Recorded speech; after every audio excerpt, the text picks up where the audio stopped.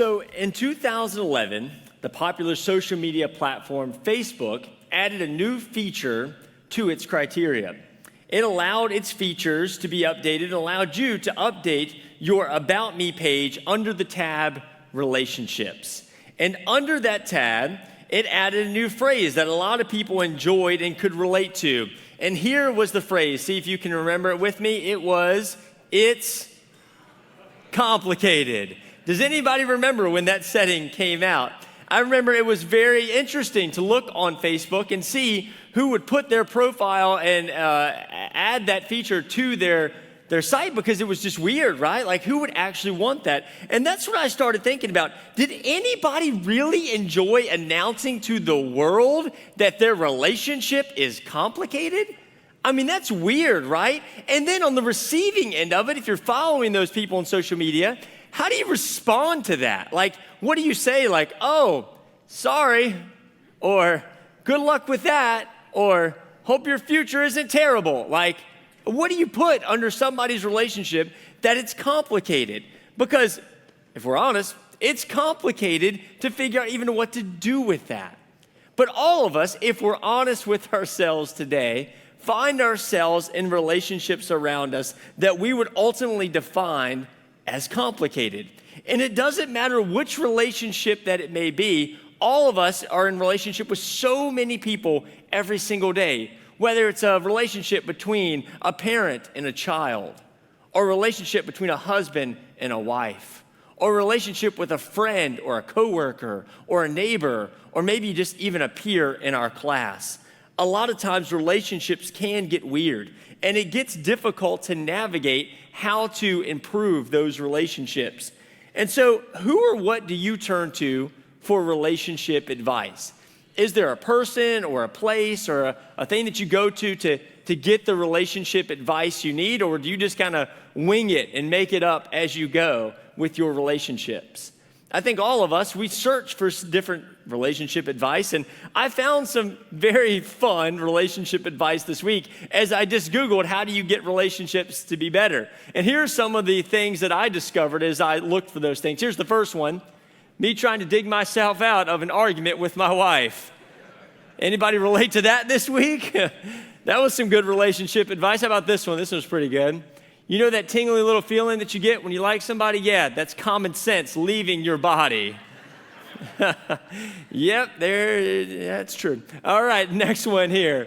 Never laugh at your wife's choices. Guess what? You were one of them. I thought that was pretty good. And lastly, here was this. I thought this was good. Relationship goals. That is my future right there with my wife one day. I just thought that was incredible. If we can make it to the end, that's what it's going to look like for us. Now, there's all kinds of relationship advice out there, and you and I go to our various sources to get that advice. But the truth is, we get advice from people in places that we probably shouldn't be getting advice from. And those advices and things that we're getting are leading us astray. Like, you shouldn't be getting advice from people or places that you don't see anything in their relationships that you would like to have in your relationship. Some of us are getting advice from people that we would never want their relationship. We don't like to see things in their marriage that's rough, or the way that they speak to their kids is just not cool, or the way they gossip about their friends is vaguely inappropriate. And so we go to these places and we get advice, but we're really like, should I be getting advice from this person? Because I don't know if this is actually going to be helpful. Which brings me back to today and why we're having this conversation. I want you to answer this question for yourself today as you think about your own relationships as we go into our talk together. And the question I want you to contemplate today is this: what relationships are complicated in your life that you need help with? What relationships they're just complicated right now and you could use some help with? Now, like we said, most of our relationships are pretty much complicated all the time, but there's that one or maybe two relationships that you're struggling with right now, and you're trying to figure out what to do about it. And so I want you to think about that particular relationship as we move forward in our time together today. And as you think about that, let me first just welcome you to church today. Thank you for being here. My name is Trey. I'm one of the pastors here, and it is an honor and privilege to be able to share with you today. And if this is your first time stepping into a church or watching church online, let me especially welcome you. And I know how awkward it can be to walk into a church or come to a church for the first time. So thank you for entrusting us with your church experience today. And no matter where you find yourself, I hope that you find something encouraging and helpful for your life as you leave here today and with our service. But we've been in this series of conversations called Word to the Wise, and we're basically looking at the Bible and looking at it through the lens of discovering the wisdom that we need for everyday life. And a lot of us, we're searching for wisdom. We're trying to figure out what to do or decisions to make or choice that we have to make in our lives. And sometimes it's just difficult to figure out what to do or the right way to go. And the cool thing is the Bible gives us so much practical wisdom being able to apply to our lives and specifically to our relationships. There's a book called the Book of Proverbs that we've been reading as a church, and it's been giving us the wisdom that we need in all sorts of different areas of our lives. And what's great is this ancient book we can go back to discover the wisdom that we need that God wants to give you and I, no matter what we may be facing in our lives. The Bible is so full of wisdom, and this book is dedicated to helping us discovering the wisdom that we need. And like Jeff said during the welcome, we've also been adding some stuff during the series to help you not only just be here in church, but also to help you in your lives when you're outside of church. So we gave you a reading plan to read through and to go through the Proverbs. And we're just reading a chapter of Proverbs a day. And if you want to join us in that, you still can. Just go to the Bible app on your phone. It's the YouVersion app. And just type in Atlee Church on there, and you'll find the reading plan right there. Or we have some in the lobby as well. And then last week, we took it up even a notch further. And we said, let's not only just read the Bible, let's take the next 21 days to seek God in prayer. And so whatever decisions that you're wrestling with right now, the best source of wisdom that we can go to is God. I know there's all sorts of different things that we can get advice from, but ultimately, God is the person and the place that we should seek our wisdom from. And so that's why we started this campaign, for us to be able to have and seek God in those moments in our lives. And so I hope you're enjoying that, and feel free to jump in at any point with us. We'd love to have you along for the journey to seek God together as a church. And so today, as we continue to seek God for the wisdom that we need from the Proverbs, let's go ahead and open up to the book of Proverbs. If you have a Bible, we can jump in there. And let me just say this disclaimer as we're opening there. You can turn to Proverbs chapter 18. But let me say this. There's a lot of relationships that the book of Proverbs cover. If you've been a part of the reading plan, you can see those. There's so many advices given about husbands and wives, and it's so many advice about giving, if you have a boss and a coworker. There's all kinds of advice for, parents and dealing with your kids, or kids having to deal with your parents. And so there's some great advice in there. So we can't cover all the relationships that Proverbs covers. But as I began to look through and read through all these advices that are given, there's some common threads that apply to every relationship. And if we were to apply these practical principles to our lives, it would help us no matter what relationship we define as complicated today. And so we're just going to look at a few of those things today to help us be more wise in our relationships. So if you got a Bible, let's go ahead and turn there. If you don't, you can read on the screens with me here. Proverbs 18, and this is the advice it gives us for our relationships. It says, an unfriendly person pursues selfish ends, and against all sound judgment starts quarrels. Fools find no pleasure in understanding, but delight in airing their own opinions.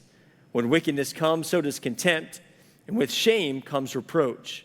The words of the mouth are deep waters, but the fountain of wisdom is a rushing stream. And then it continues in verse 21. This is kind of where I want us to really hone in on today. It says this, the tongue has the power of life and death, and those who love it will eat its fruits. And then Eugene Peterson's version in the Message translation, I love this, it says this, words kill and words give life. They're either poison or fruit. You choose. I thought that was an incredible way to put that. And so as we think about our relationships today, there are some things that you and I need to focus on to consider how we can improve these relationships. And the first piece of wisdom advice that we're given from Proverbs, no matter what our relationships may be, if we want to see improvement, is this: better relationships require us to be wise with our words. Everybody say words. Words. They require us to be wise with our words. And as I continue to read in Proverbs, it just kept telling us over and over again to watch how we speak, watch how we talk, because that is so important to finding the wisdom we need. And I don't think sometimes we realize how much power is in our words every single day and every conversation that we have. Your relationships, the words that you use, impact them in huge ways. And I love the imagery that Proverbs gives us. It's either like there's this fruit that's sweet and nurturing to our relationships, words can be, but it can also be poison to our relationships. And so as you think about the words that you use to those closest in relationship to you, which one of those would define the words that you use on a daily basis? Because when we talk about relationships, I want us to think about words differently. I want you to think about the words that you're giving to people every single day that are around you that you would consider important relationships. And then I also want you to think about the words that you're receiving from those important relationships in your life. And are they bringing life, or are they slowly killing you like poison? It's something important for us to think about today as we think about the importance of our words. And so Proverbs lays out these wise words that we should use, but then it also lays out some unwise words that you and I are probably using that we don't even realize. And so let's quickly look at those today of how we can figure out how to use our words better in order for our relationships to get better. And the first way that we can improve our communication with each other and use better words that are wise is using words of encouragement. Words of encouragement. And that may sound very simple, just encourage people, right? Like, that sounds pretty simple. But how often do we actually do that? Here's what Proverbs tells us in this. Proverbs 3:27, it says, "Do not withhold good from those who need it, and when you have the ability to help." So the idea is that I think a lot of us, we have encouragement to give other people, and we want to use our words, but we simply just don't. We get lazy, or we just think, oh, you know what, I'll tell them later. The problem is, though, is that we forget to encourage the people around us that could use our encouragement the most. Think about the last time somebody encouraged you. How did it make you feel? Maybe they sent you a text, and it was out of the blue, and you're like, man, thank you for understanding me. Thanks for reaching out to me. Or maybe it was somebody that just checked in on you and said, man, I just want to see how you're doing. What's going on? How can I help you? Those simple words of encouragement mean a lot. And then I want you to think about, when's the last time that you gave encouraging words to those around you? And how did it make others feel when you did that? Those words can be powerful to those around us, and they can make a huge impact. The problem is, though, me and you, we assume that the people in our lives, that they know exactly how we feel. And so we often choose not to give encouragement because we're like, oh, they know we love them. They know we care about them. They know that they're great. But the problem is most of the time they don't, and they're waiting for you to tell them that because they forget it. And I know in my life there are times where I'm just waiting for someone to acknowledge something that's happening, or I'm having to choose to acknowledge somebody else because of the words I'm withholding from them. And so who in your life could use your encouragement? Think about it. The word encouragement simply means to give somebody courage, to encourage them. And there are people around you that could really use your encouragement in their life. And so how do we do that? I remember hearing this simple phrase, and I think it's something you and I can apply to our lives, and it would make a dramatic difference in our relationships. And this is what we say. When we see it, we say it. All right? We're going to say that together. Ready? See it, say it. It's pretty simple, right? When you see it, when you see something worth encouraging, you say it. You use your words in your mouth and tell somebody about it. It's like when you see your wife do something incredible, but you're like, oh, she knows I love him. She knows I care about her. Yeah, good job, you know? But if we don't tell them that, they don't know. Or maybe you have a friend at work who's just doing an incredible job, but yet you have yet to share with them how you really feel about what they're doing. And they really could use your encouragement. Or maybe one of your friends is going through a hard time right now, and yet you haven't reached out, you haven't shared anything, but you know that they're struggling, and that you know that they could use you. Or maybe you're a parent, and you see one of your kids struggling and going through things that you can see it, but you just don't know what's going on. When's the last time you encouraged them? When you see it, what do? You say it. And so that's what we need to get in the habit of doing. When we see people around us doing things that are worth praising, we need to praise it and make sure that they know exactly how we feel about them. Here's what Proverbs say are the results of this when we actually put encouragement into practice. Proverbs 16:24 says this, kind words are like honey, sweet to the soul and healthy for the body. See, your words are healthy to other people, and other people's words are healthy to you. Your words are more important than you ever realize. And so next time you're faced with a thought about somebody, don't just think it. When you see it, you say it. And I'm telling you, if we just simply put that into practice this week, it's amazing to see the difference that it could make in our relationships. So I want you to think about who's that person you need to text when you leave church today? Who's that person you need to reach out to? Who's that person that needs your encouragement? And so that's the first area that we can be wise in our words is by sharing words of encouragement. The second way that we can be wise with our words is this takes it up a little bit, is words of forgiveness. Words of forgiveness. And I know this one can be hard for a lot of us because we harbor and hold on to unforgiveness all the time because of ways that we've been hurt or misunderstood in our lives. But here's what Proverbs reminds us of when it comes to relationships and forgiveness. Proverbs 17:9 says this. It says, love prospers when a fault is forgiving, but dwelling on it separates close friends. And I don't know if anything is more true than that. When something is left unresolved or unsettled or unforgiven, it separates you from people that are closest to you. Harboring that unforgiveness isn't just bad for the other person, it's bad for you in your life as well. Now, I know choosing forgiveness isn't easy. It's very difficult, but it can literally set us free if we choose to give it away. And it's not letting the other person off the hook for what they did to you, but it's setting yourself free from holding on to that any longer. And when we do our own part to own our mistakes, because you and I, let's be honest, we mess up all the time, don't we? We say the wrong things, we hurt people all the time. And there are a lot of times where we just need to own our mistakes instead of being prideful or being like, you know what, they just need to get over it. We just need to own our own mistakes sometimes and say, you know what, I'm sorry for what I did, because we're all human and we need forgiveness. And we can't control other people and what they do, but we can control what we do. And so if we can give forgiveness freely away, it can change the scope of our relationships. And the only reason we're able to do that is because of the forgiveness we've received from God. You and I have been forgiven much. We are loved and cared for by our Creator despite all of our sin and flaws. And because of that forgiveness we've been given, we should be able to extend that forgiveness to others. And our lead pastor gave me this phrase one time when we were talking about forgiveness and going through this, and I love this. This is a great way to use this in our relationships that are closest to us. It's by saying this phrase, I'm sorry, right? Very easy, I'm sorry. But then adding this little bit of phrase to it, will you forgive me? That takes our sorry to the next level.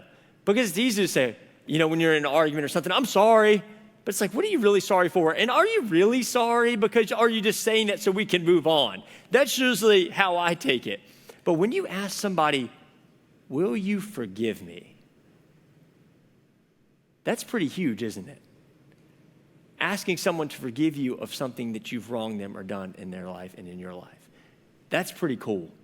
And so let's make sure, if that's something that your relationships need right now in order to become better, let's use words of forgiveness.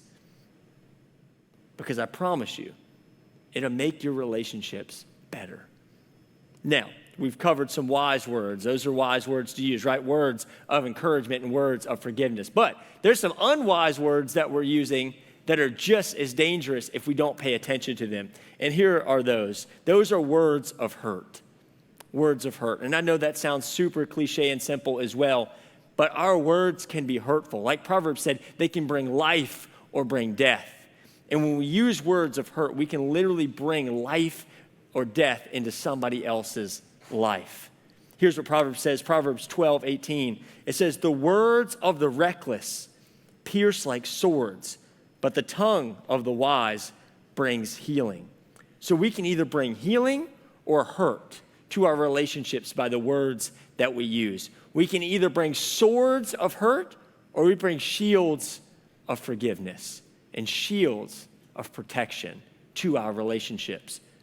And so I want you to think about, what words are you using right now that are harming and hurting people around you? And let's just say this, it's not just about what you say, it's also about how you say it. Because a lot of times we're meaning well with our words, but our tone and our anger and our disappointment, they come across in the way that we speak to other people. And it can really put other people down to the point where they don't want to be around you because of the words that you're using. You're hurting them. And it's like a sword to their lives. And so how could we get better? Instead of using words that hurt, using words that help. And here are just some phrases that I looked up this week that I thought are really damaging to relationships that we need to eliminate from our vernacular. And it's simple words like this, using the words always and never in an argument. Things like, you always this, or you never do that. Because simply that's not true, right? We use that to over-exaggerate a person's mistakes in the midst of a conflict. And those can be, very cool phrases to use in the moment, but think about what that does to the other person when you say that. That you're always like this or you're never like that. It makes the person feel like you really don't care about them in the midst of a conflict. And so we got to eliminate those phrases. Just point to the issue at hand. Don't go back worrying about all the past mistakes. We're dealing with an issue right now. And using always or never doesn't help anything in the midst of a discussion. Here's another one. I wish you were more like blank. Who likes to hear that? Nobody, right? Like, that is the worst thing that we can do, is compare somebody else's just greatness in the midst of our flaws and mistakes. And so when we say things like that, we're helping somebody understand that, like, hey, I want you to be like that, but really, that's not who they are. And that's not what your issue is about in the first place.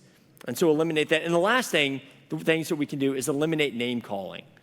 I think sometimes we can get in the heat of an argument and we can say things when we're angry, but when we look back on it, we regret the words that we used. And sometimes those are just cheap shots that we use to try to get somebody to see things our way. But that's not what an argument is ever about. An argument is trying to see each other's sides of the story. And if we can't do that in our relationships, if we're always trying to win in our relationships, you're going to be a very lonely person. Because you may win, but no one's going to want to be around you. And so really, are you winning in those relationships by doing those things?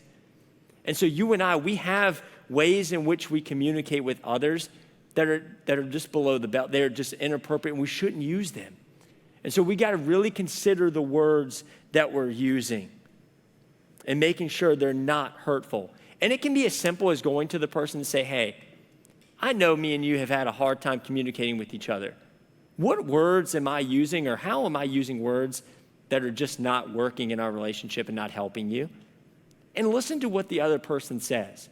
I know my wife and I have had that conversation before, and I had no idea some of the ways in which I was talking to her were doing damage to our relationship. And it's not just with a husband and a wife. This can be with your kids. This can be with your friends, your peers, anybody. Ask them and see what they say.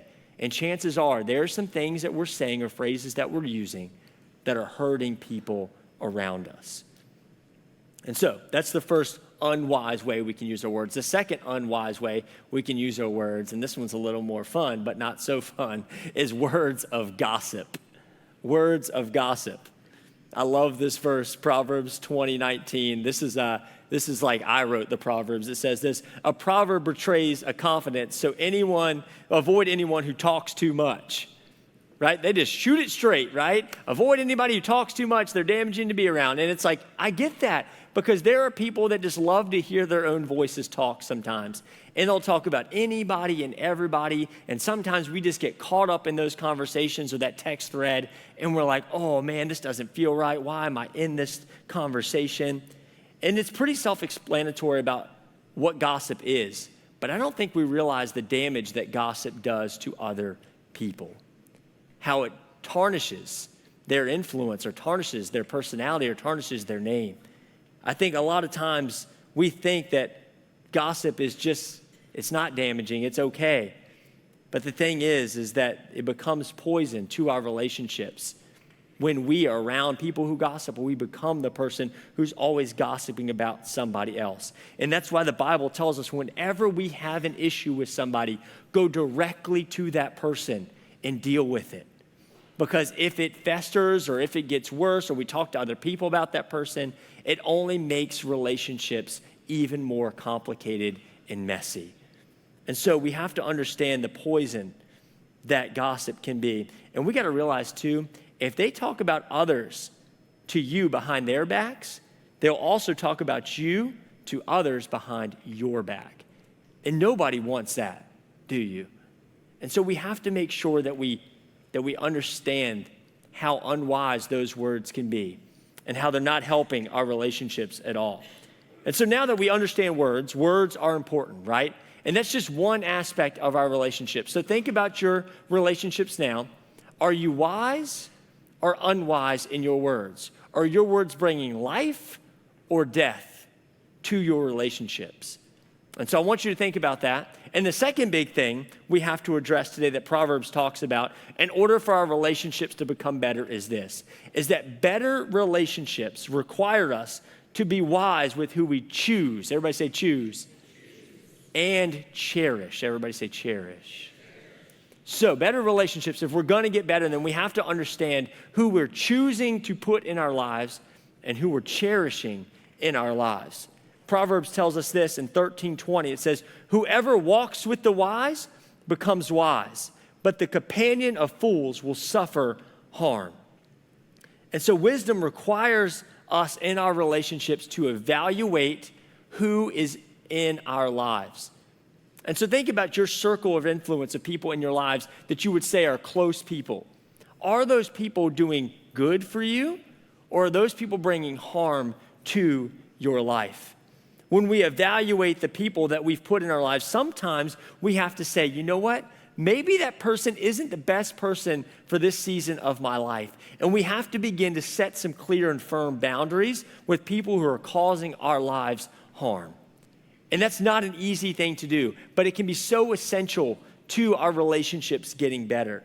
And it's also important for us to understand that when we're choosing people to put in our lives, are they the right people? Are they really the people that you and I need for our lives to continue to get better? Are they going to be the people that encourage us, or are they going to be the people that bring us down? There's an old saying, show me your friends and I'll show you your future. And I think there's a lot to be said about that phrase.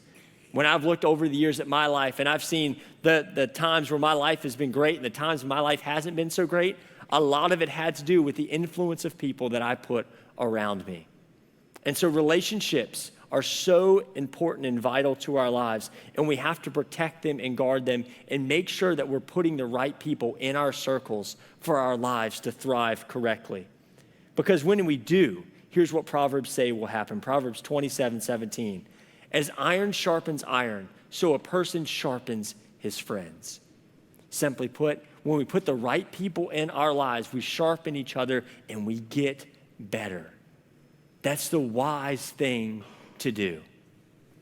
And so are your relationships making you better today? Have you put and chose the right people to put in your circle? Or maybe there's some people that need to go to get out of your life for a little bit. And maybe there's some new people that you need to start asking and praying God for that will enter your life to help make you better. Because Proverbs reminds us over and over again of the importance our relationships can be in our lives. And we have to make sure we nurture those relationships and we take care of them, which also goes into the cherish piece here. We can choose our people. Sometimes we can't choose those people in our lives, but we can set boundaries to them. But then also, those relationships that are going so well in your life, like if God blessed you with an incredible marriage, or God blessed you with incredible parents, or God has blessed you with incredible friends in your life, why will we not take time to cherish those things, to be thankful for them? And a lot of times we just think, once again, we assume that they know, but we haven't told them how much they mean to us or how much we value them in our lives. And so today, a simple practice that you and I can do is just choosing to cherish those people that are so vital and important to our lives. We need to cherish them. We need to cherish the kids that God has given us. We need to cherish the parents God has given us. Cherish the spouse that God has put into our lives. Cherish those friendships that we don't know how we would get through the week without them. Those are the things that matter so much. And we need to do a better job of letting people know how much they mean to us. And not only knowing that they're there, but choosing to nurture those relationships so they continue to grow and get better. Lastly, there was a study put out because I think a lot of us, we hear these things and we go, oh, relationships are just one good little aspect over here, but there's a whole lot of other things in my life that keep me very busy. And so I just don't know if I have time to nurture those relationships right now. But the problem, we make that excuse all the time for the most important things that God has given us, and that is other people and other relationships. So there was this study done over multiple decades, and there were these people that were interviewed over and over again through different stages of life. And they were asked upon everything that they've done, everything they achieved, the money they made, the things that they bought, the things that they did, the experiences they had, what were the most important things when they got to the end of their life that mattered more than anything else? And time again, the answer was in this study from all types of people, from all walks of life, is that the relationships that they had were the most important and essential thing for their lives getting better. Relationships over everything else, that was the most important thing. But when you look at your time and what it's spent doing, how much of it is really taking care of that relationship that is so important to you? I think a lot of us, we neglect the relationship because it's just working and it'll just do its thing on the own. The time we get to, the problem is that it's like we get there and we're like, oh my gosh, I wish I would have done better in that. I wish I would have kept up with that person or that parent or that friend or that coworker because I didn't know how much they meant to me. And so that study showed me, and I hope it shows you, of just the essential quality of life that is found in our relationships. And my wife and I, we experienced this firsthand. We actually moved to Mechanicsville a little over 3 years ago, and it was great. We started meeting everybody, and we enjoyed it here. And then all of a sudden, we had this thing called a pandemic hit. And it was like, cool, stay at home by yourself for 2 years in a new area. This would be a lot of fun, right? And then our poor kids, right? Our son, our youngest, was just born. He didn't even know what a friend was. Like, he had imaginary friends, and that's really all he had. Poor kid. And so we're like, what do we do? And so when things started opening up again, the church started opening up again, it was like, man, I cannot wait to start meeting people, especially as an extrovert. Like, relationships are essential for my personality. And I watched our kids meet new friends and go through and have all of this experiences with different relationships. And it was really cool. My wife and I, we started praying. And we said, God, with us being here, we need some incredible people to come around us that are going to do life with us here. Because we had so many great relationships back where we were, and it was so hard not having those in our life here. And so we just began to pray, God, send the right people to us. God, will you help us in this area of relationships? Because we know this is an area in our lives where we're struggling big time. And it was so cool over the last year and a half to see what God has done in answer to that prayer in our lives, how he's put some incredible people in our lives that we could have never seen coming. And it's really cool. We've actually spent all weekend with them. We were at a birthday party with a friend yesterday. We're doing a big small group hangout with our group here at church tonight. And it's just so cool to see what God has done and to see how much better my wife and I and our family are because of the people he's put in our lives. And so today, I hope you understand how important your relationships are and how your words are bringing life or death to them, and how you have the ability to choose the right people to put in your life. And you also have the ability to cherish those who are closest to you. And so let's go back to the question I asked you in the very beginning again. I want you to think about what relationship today is complicated and needs your attention. Is it that spouse that is longing for your attention again? Is it that parent who you just ignored but is dying to have that conversation with you? Is it that friend that you've ghosted and haven't texted back in multiple weeks because you just don't know what to say? Whoever it may be, your relationships are important. God has put them in your life for a reason. Let's not neglect them, let's cherish them. And the way of the wise here is to make sure that we know just how important our relationships are to the functionality of our lives. And I hope today that you understand how important your relationships are and how they can get better. And so which ones need your attention? And then also, what are you going to do about it? What are you going to do about it?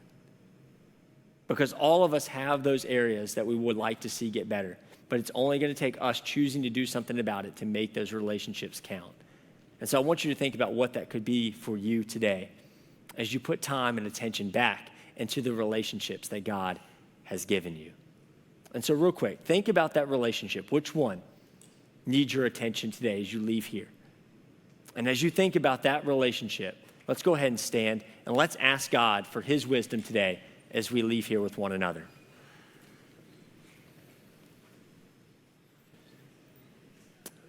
And so as we bow our heads and close our eyes to pray, I just want you to, in your brain for a moment, put that relationship at the forefront of your mind. What's the relationship that needs work today? I want you to think about what that relationship is. And as you think about that relationship, I want you to think about, what do you need to do? How do you need to pray?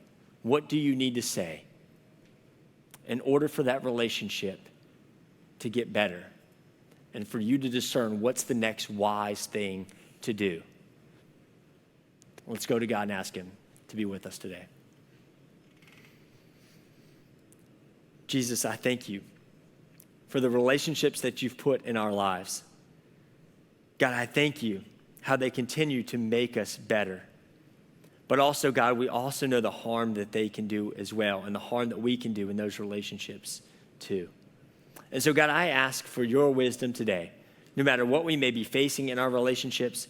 God, if we've just done a poor job of keeping up with the people who are closest to us, or God, that we've neglected some of the most vital relationships in our lives, God, I pray that you give us a renewed strength and a renewed vision to see those relationships get better. God, help us with the words that we use. God, when we see it, may we say it and encourage those people. God, may we be humble and apologize to the people that we've hurt or that need forgiveness. And Lord, may we stop gossiping. May we focus on you to choose and cherish the important relationships that you've given us in our lives. And God, as we put these things into practice, may we see your work be evident in our lives. God, as you continue to do your work in our heart and our lives, and we see it transform into our relationships. God, thank you for your word that continue to help guide us and lead us in our lives. And we pray today, God, that you would be with us in each one of our relationships as we leave here to do the things we need to do to make them better. And ultimately, we thank you for our relationship with you. And it's from that that we can understand how to have better relationships here on this earth. And it's in Jesus' name we pray. Amen. And everybody said? Amen. Amen. Can we've got a hand for our time together today? Awesome. Real quick, if you do want to join us in the 21 days of prayer and all that stuff, all the information's out there. We also have these whiteboards you can write prayers on, and our staff prays for them during the week. And also on Thursday, if you just want a place to come and pray, come and join us here from 6:30 to 8:30 a.m. We would love to see you. Other than that, have a great week, and we'll see you back here next Sunday as we continue to learn how to be wise together.